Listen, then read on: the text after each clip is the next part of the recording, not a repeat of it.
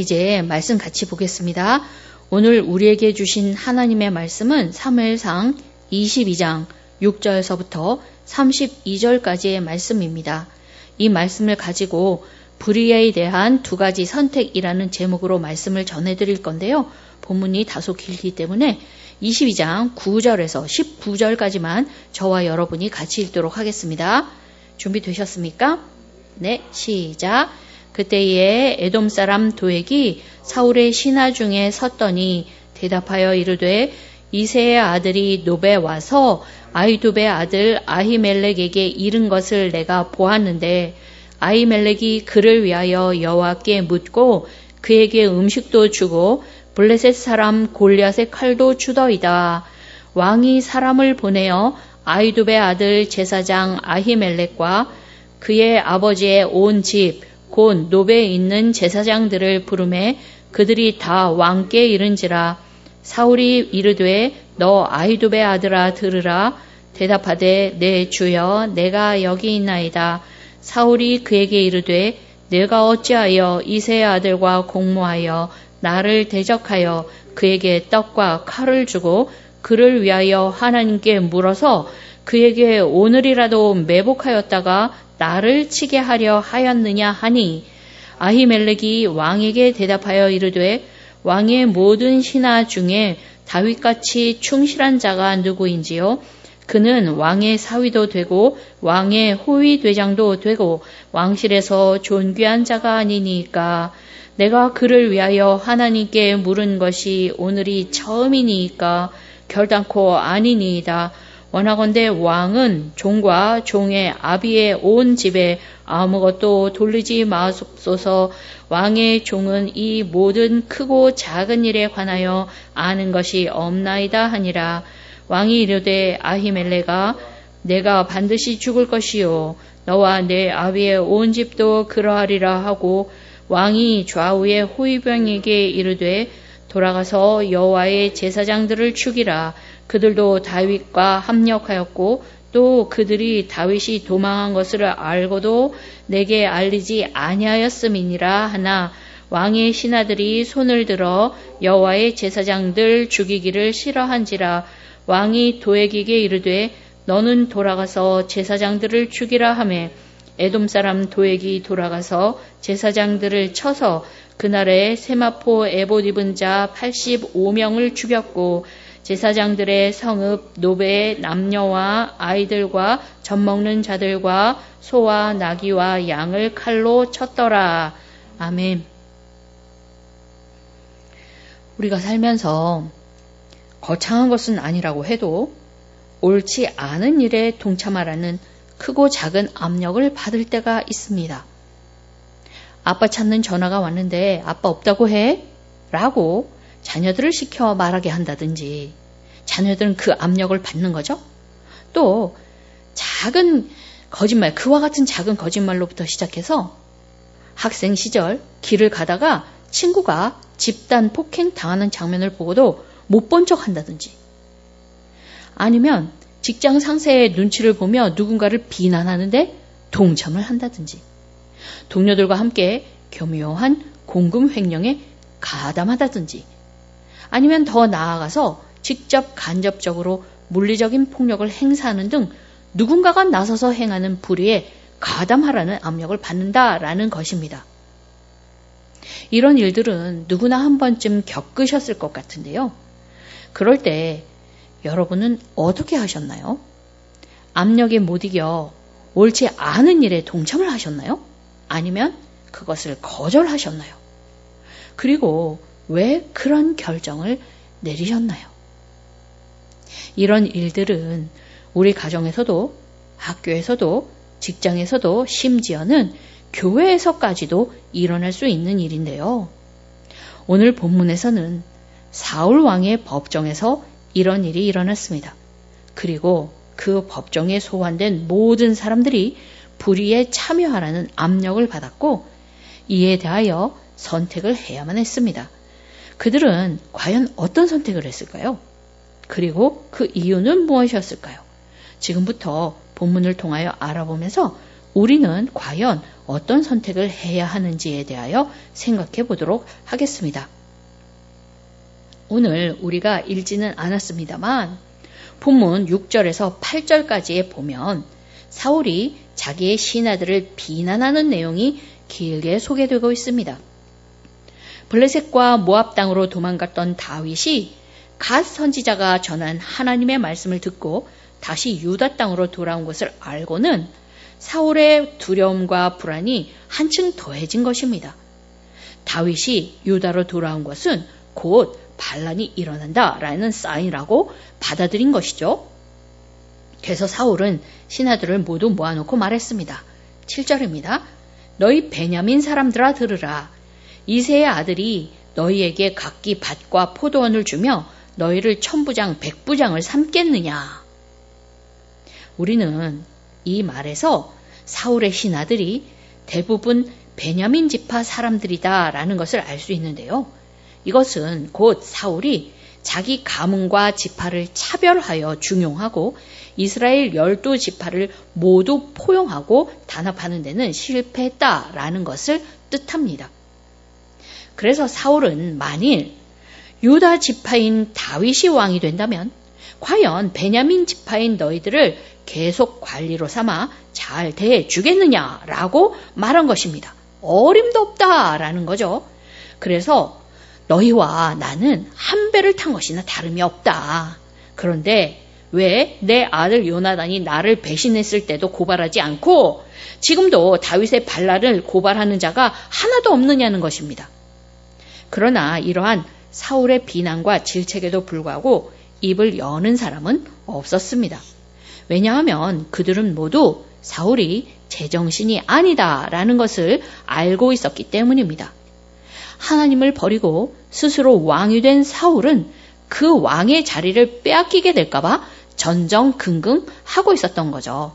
그러다가 급기야 두려움과 망상 끝에 죄 없는 그런 다윗에게 죄를 뒤집어 씌워가지고 그를 제거하려 한 거죠. 사울은 이제 무엇이 옳고 그른 것인지 판단할 때에 하나님의 말씀을 의지하지 않았습니다. 그 판단 기준까지도 타락하여 자기 자신이 모든 것의 기준이 된 것이죠. 사울에게는 자기의 왕위를 지키는 것과 관계된 모든 것은 옳고 그렇지 않으면 다 불의한 것이었습니다. 그래서 사울에게는 하나님의 기름 부음 받은 자 다윗을 죽이는 것도 불의가 아니었고 마땅히 해야 하는 일일 뿐이었던 것입니다.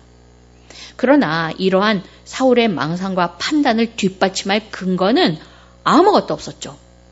더욱이 신하들은 모두가 사울이 공공연하게 무죄한 다윗을 질투하여 죽이려 한다는 것을 다 알고 있었습니다.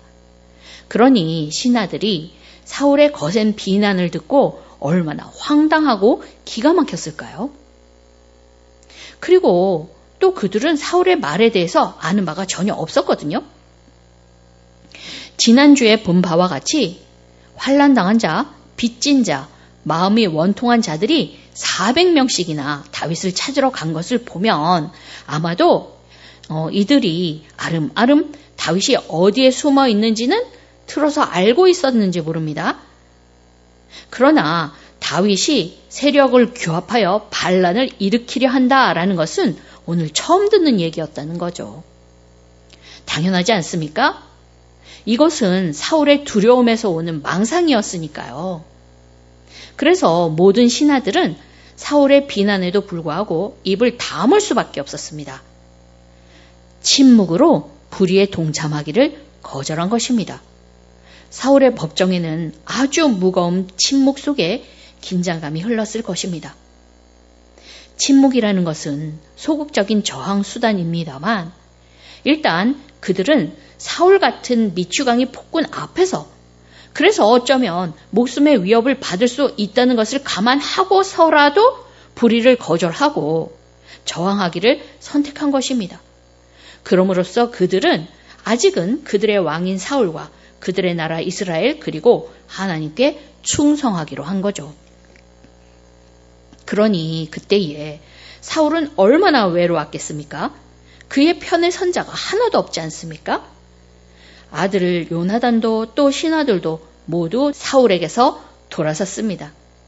그래서 사울은 아마 자기 연민에 빠져서 자기가 왕임에도 불구하고 모두에게 무시당했다고 느꼈을 것입니다. 그런데 이때 사울의 편을 들고 나선 사람이 하나 있었습니다. 바로 에돔 사람 도액입니다. 그는 우리가 지난주에 본 바와 같이 다윗이 노베에 있는 제사장 아히멜렉을 찾아갔을 때 그것 성소에 있었던 사람입니다. 그러니 거기서 벌어진 일들을 아주 잘 알고 있었죠.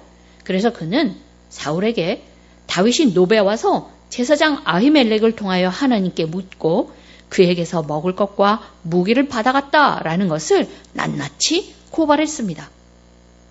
그의 말은 사실이었습니다. 그러나 그것이 반란의 증거는 아니었습니다. 그저 다윗이 자기 목숨을 구하기 위해 사울을 피해서 달아나는 동안에 벌어진 일일 뿐이었다라는 거죠. 그리고 도액도 사울이 제정신이 아니며 그가 공공연히 다윗을 대적하고 죽이려 한다는 것을 알고 있었습니다. 왜냐하면 도액은 사울의 목자장이라는 꽤 높은 직책을 가진 관리였으니까요. 그러므로 도액도 다른 신하들과 마찬가지로 사실적 근거들을 가지고 올바른 판단을 할 수 있었습니다. 그러나 도액은 이 모든 상황을 자기 자신을 위해 이용하기로 했습니다. 사울의 망상과 외로움을 틈타서 그가 원하는 말을 해준다면 출세의 길이 열릴 거다라는 거죠. 더 높은 관직에 올라 명예와 권리, 부를 누릴 수 있겠구나 한 것입니다. 도액의 방법은 간단했습니다. 그냥 자기가 보고 들은 사실만 말하면 되는 것이었죠. 그러면 두려움과 망상에 젖은 사울이 나머지는 알아서 할 것이었습니다. 이러한 그의 예상은 적중하여 도액의 보고는 사울의 망상을 확신으로 바꾸기에 충분했습니다. 그래서 사울은 사람을 보내어 아히멜렉을 비롯하여 그의 가문, 즉 노베에 있는 제사장 모두를 자기에게로 불러들였습니다. 그들에게 죄가 있든 없든 사울에게 그들은 이미 모두 사형 판결을 받아 마땅한 죄인이었고 그들을 불러 진행될 재판은 그것을 확정하는 과정에 불과했던 거죠. 사울은 자기 편이 되어준 도액의 말을 그대로 인용하여 법정에 불려온 아히멜렉을 추궁했습니다. 내가 어찌하여 다윗에게 먹을 것과 칼을 주어 반란에 동참했느냐는 것입니다. 그러나 영문도 모르고 갑자기 끌려온 아히멜렉은 위협적인 사울의 억지와 모함에도 불구하고 공손하게 대답했습니다. 14절입니다. 아히멜렉이 왕에게 대답하여 이르되 왕의 모든 신하 중에 다윗같이 충실한 자가 누구인지요. 그는 왕의 사위도 되고 왕의 호위 대장도 되고 왕실에서 존귀한 자가 아니니까? 그러니까 아히멜렉은 사울의 말을 정면으로 반박하지 아니하고 다윗이 얼마나 신뢰할 만한 충신이었는지를 말함으로써 자기의 결백을 주장한 것입니다. 다윗이 그만큼 믿을 만한 사람이었으니 사울 왕이 자기 사위도 삼고 호위 대장도 시킨 것이 아니냐 하는 것입니다. 그런데 그런 사람이 반역을 일으키겠느냐라는 거죠. 그러나 아히멜렉의 이 말은 사울을 더욱 분노하게 만들었습니다. 왜냐하면 자신의 결정이 다윗의 무죄함에 대한 증거로 사용되었기 때문이죠. 그러나 아히멜렉은 그치지 않고 계속 변호합니다.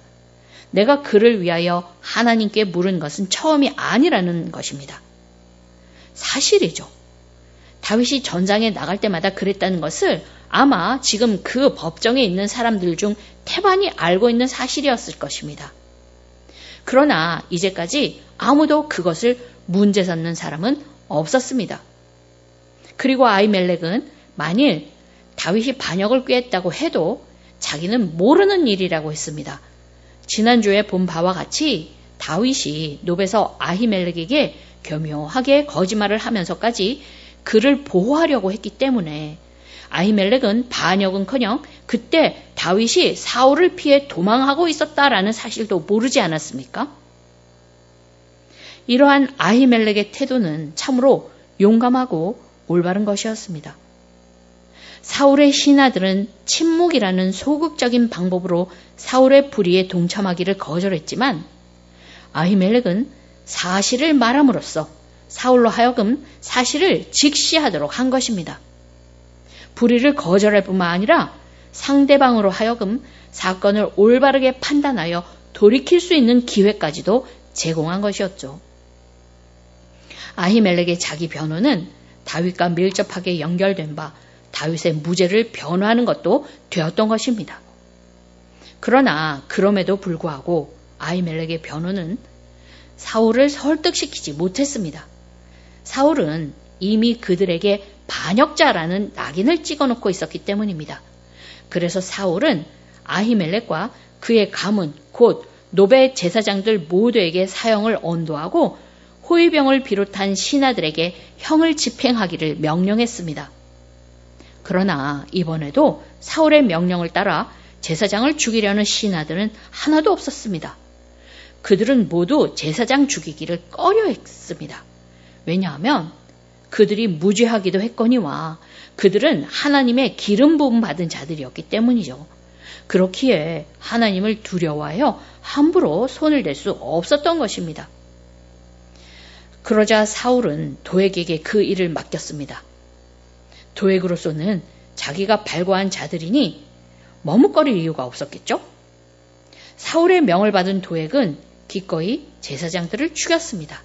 그리고 더 나아가 노베 성읍의 남녀와 아이들과 젖먹는 자들과 소와 나귀와 양을 칼로 쳤습니다. 그야말로 진멸한 것입니다. 이전에 아말렉을 진멸하라신 하나님의 명령에는 머뭇거린 사울이 자기의 왕위를 지키기 위하여 자기 백성을 진멸하는 데는 조금도 주저함이 없었던 거죠.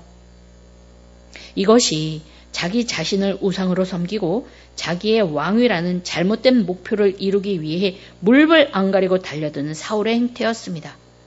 불의가 불의인 줄도 모르고 적극적으로 행하는 것, 바로 그것이죠.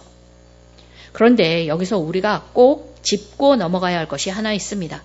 그것은 노베 제사장들이 몰살당한 일은 오래전 하나님께서 엘리의 집안에 대해 하신 심판의 성취였습니다.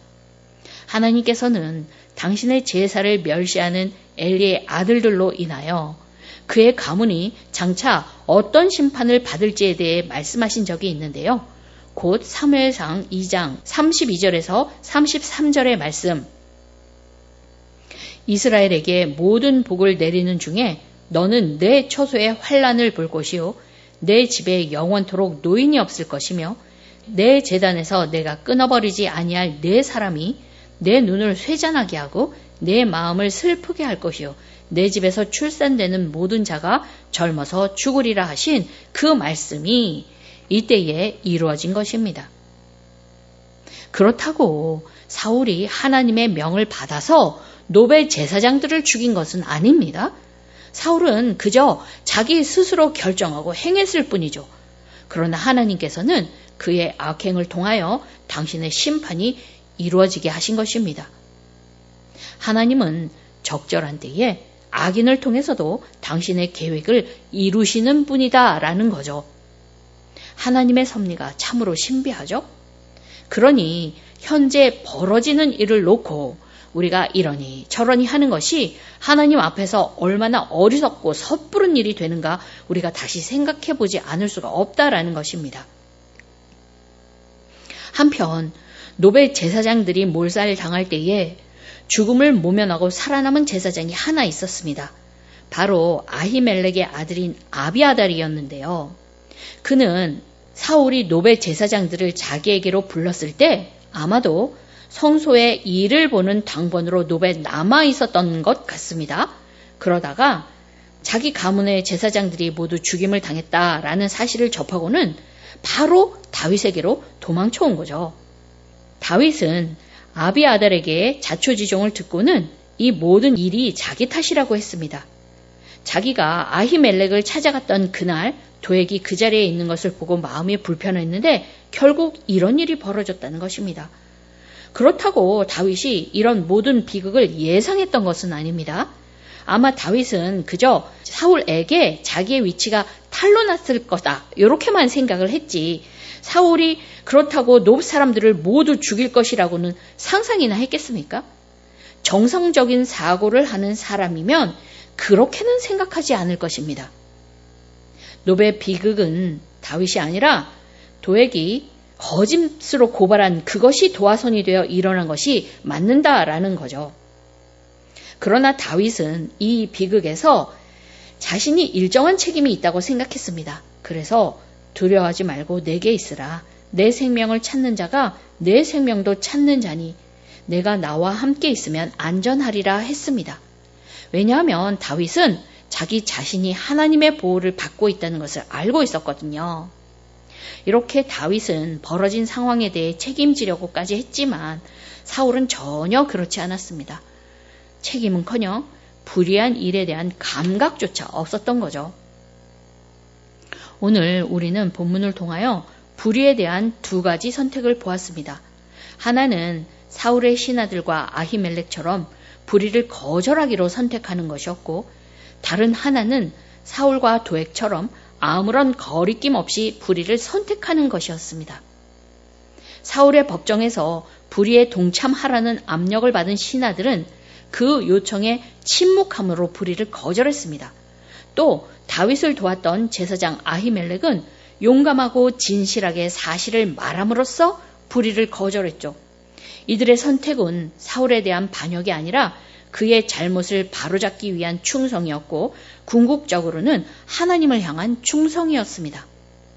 그러나 사울은 하나님을 버리고 스스로 왕이 되어 모든 것의 기준이 되었습니다.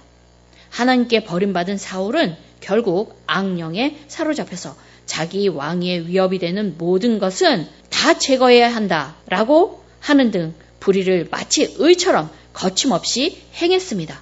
도액도 마찬가지였죠. 시편 52편은 도액이 사울에게 자신과 아히멜렉에 대해서 고발했다는 것을 알고서 다윗이 지은 시인데요. 거기에서 다윗은 도액을 포악한 자, 악한 계획을 스스로 자랑하는 자, 혀가 심한 악을 꾀하며 간사를 행하는 자, 선보다 악을 사랑하며 의보다 거짓을 사랑하는 자라고 말하고 있습니다. 그래서 도액은 자기의 출세를 위하여 또 명예와 권력, 부를 위하여 사울의 불의에 기꺼이 동참했습니다. 그도 자기 자신의 영달만이 중요했던 스스로를 우상으로 섬기는 사람이었던 거죠. 그러면 불의를 선택하는 사람들은 어쩌다가 그렇게 된 것일까요? 시편 52편 7절의 말씀을 보면 이 사람은 하나님을 자기 힘으로 삼지 아니하고 오직 자기 재물의 풍부함을 의지하며 자기의 악으로 스스로 든든하게 하던 자라 하리로다 라고 했습니다. 그러니까 하나님을 거절하고 스스로의 힘으로 더 큰 힘, 더 큰 권력, 더 큰 재물을 모으려고 하다가 불의를 행하는 자가 되었다라는 것입니다. 그러니까 그냥 자기 스스로 왕이 되어 자기 맘대로 하려고 하다가 그리 되었다라고 간단하게 말할 수 있겠죠? 오늘 제가 계속 말씀드린 바와 같지 않습니까? 그러나 불의를 거절하고 의를 선택한 의인들은 하나님을 왕으로 섬기며 그 인자하심을 의지합니다. 그들은 하나님께서 주신 것에 만족하고 자기 욕심을 따라 행하지 않습니다. 왜냐하면 이 세상이 전부가 아니라는 것을 알기 때문인 거죠. 그래서 그들은 다윗이 노래한 바와 같이 하나님의 집에 있는 푸른 감람나무처럼 선하신 하나님을 의지하여서 감사로 오늘을 살면서 하나님의 백성들이 맺어야 할 합당한 열매에 주목하는 자들이다라는 것입니다. 그리고 그들은 사울이나 도액과 같은 불의한 사람들이 아무리 위협을 한다고 해도 그들을 두려워하지 않습니다. 그들이 아무리 위협적으로 불의에 동참하기를 강요해도 듣지 않는다는 것입니다.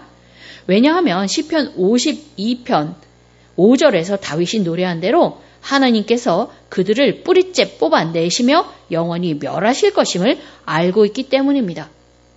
그러면 여러분, 불의에 동참하라는 압력을 받을 때에 어떤 선택을 하시겠습니까? 자기의 유익을 위하여 기꺼이 불의에 동참하시겠습니까? 아니면 용기 있게 거절하시겠습니까? 물론 우리는 모두 정답이 무엇인 줄 알고 있습니다. 그러나 막상 목숨이 왔다 갔다 하는 위기가 닥치면 용감하게 불의를 거절하기가 쉽지 않을 것입니다. 그러면 우리는 불의한 자의 위협에도 불구하고 의를 선택하기 위하여 어떻게 해야 될까요? 그때 가서 갑자기 저절로 그리 되지는 않을 것입니다. 날마다 훈련된 믿음이 필요하다라는 것이죠. 그러므로 우리는 이를 위하여 시편 52편의 말씀과 같이 언제나 하나님만 나의 왕으로 섬기며 그 인자하심을 신뢰하고 의지해야 합니다. 그래서 주신 은혜에 만족하며 감사로 오늘을 살면서 하나님을 기쁘시게 할 열매를 맺는 것에 힘써야 하는 것입니다. 그렇게 할 때에 우리는 자기 욕심을 따라서 불의를 행하지 않을 수 있고, 그렇게 할 때에 영원한 하나님 나라를 바라보며 헛된 세상 영광을 구하지 않을 수 있다라는 것입니다. 그러므로 새생명교회 성도 여러분, 우리 모두 우리를 위하여 당신의 아들을 주시기까지 인자하심이 무궁하고 영원하신 하나님만 바라보십시다. 하나님만 나의 왕으로 섬기고 의지하면서 감사와 순종의 아름다운 열매를 맺읍시다. 그리하여 위협 속에서도 불의를 거절하고 의를 선택할 줄 아는 의롭고 영원한 하나님 나라 백성들이 다 되시기를 예수님의 이름으로 축원합니다. 함께 기도하겠습니다. 우리를 위하여 당신의 아들을 주시기까지 인자하심이 한이 없으신 하나님 아버지, 이러한 우리 하나님 아버지께 감사와 찬양을 올려드립니다. 저희가 날마다 이것을 잊지 않고 감사로 오늘을 살기 원합니다. 주님만 왕으로 섬겨 그 인자하심을 의지하여 자기 욕심을 따라 세상의 헛된 것을 구하는 것이 아니라 주님의 자녀로서 순종의 열매 맺기를 날마다 힘쓰기 원합니다. 그리하여 위협 가운데에서도 불의를 거절하고 의를 선택할 줄 아는 의의 자녀들이 다 되기 원하오니 성령 하나님 저희를 인도하시고 붙들어 주시옵소서. 이 모든 말씀 예수님의 이름으로 기도합니다. 아멘.